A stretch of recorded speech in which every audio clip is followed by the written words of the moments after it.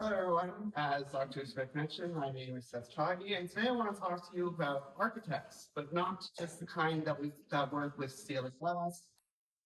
Rather, I want to talk about the quiet architects of meaning, the Neanderthals.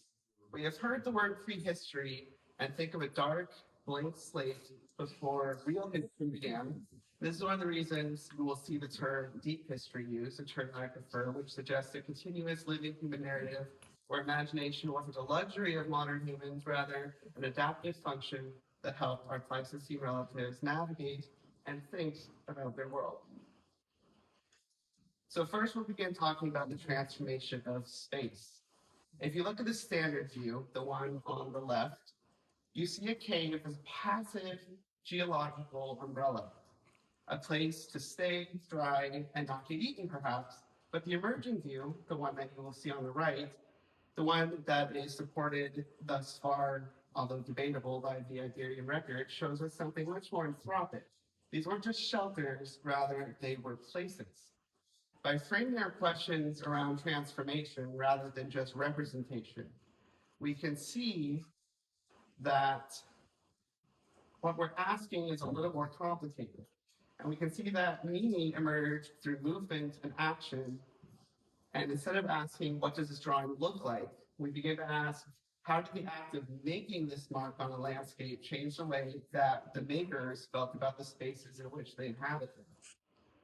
So we can see in this slide how this thought process is worked through and some of the important figures who are responsible for the early thinking in this way.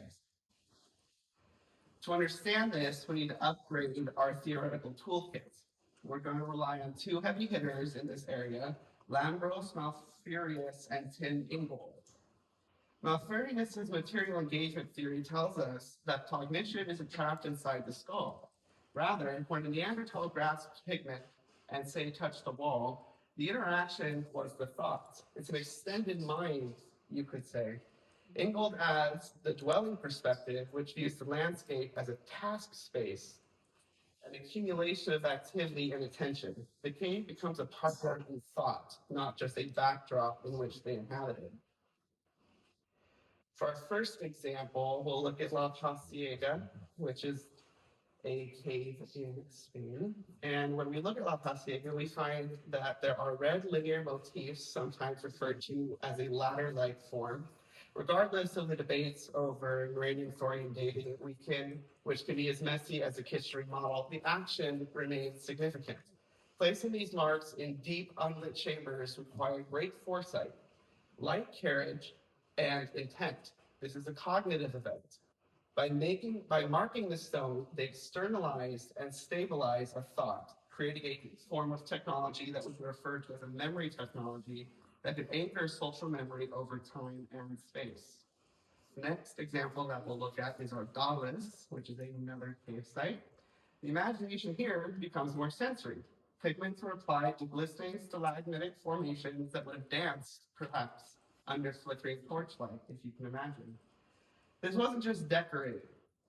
It was a choreography of sorts.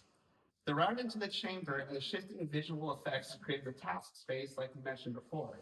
They were stitching time and movement into the very geology of the earth itself, creating meanings that we have yet and may not ever truly understand. Next, we will go to Gorham's cave. Here, we can see a cross-hatched engraving, whereas the other markings were pigmented, carved into the bedrock itself. This would have required repeated, forceful, and careful passing of a lithic tool. This wasn't an accidental byproduct of history. This is the geometry of attention. These engravings acted as a permanent cognitive scaffolding, testing how incisions and light interacted with perception. They were collaborating with the cave, again, not just occupying.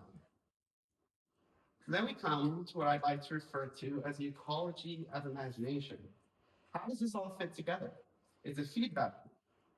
Movement through the dark architecture leads to a form of sensory feedback, acoustics, light, which invites material engagement, such as engraving, pigmenting, or other forms of ritual that we have yet to discover. This, in turn, completes the process of what would be known as placemaking. The ecology of imagination shows that these traces are tangible forms of relational and rational thinking. Why does this matter for us today? Well, it helps us to reframe heritage, imagination. We often treat heritage as a static archive, objects locked in a vacuum. But if we embrace the living dialogue of our predecessors, we see that to care for a site is to recognize it as an active participant in human understanding.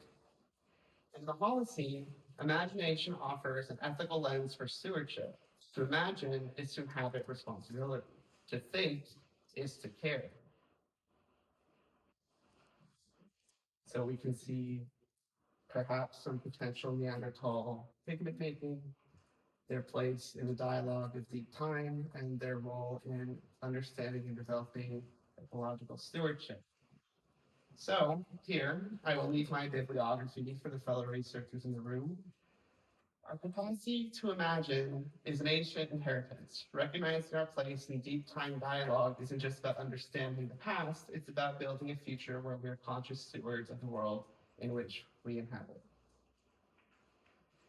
If you find yourself in a position where you are trying to imagine the deep past, you can spend some time picturing yourself in these deep caves, wondering why, how, and what the meanings of these markers might have meant to these ancient inhabitants. Thank you, and that is my presentation.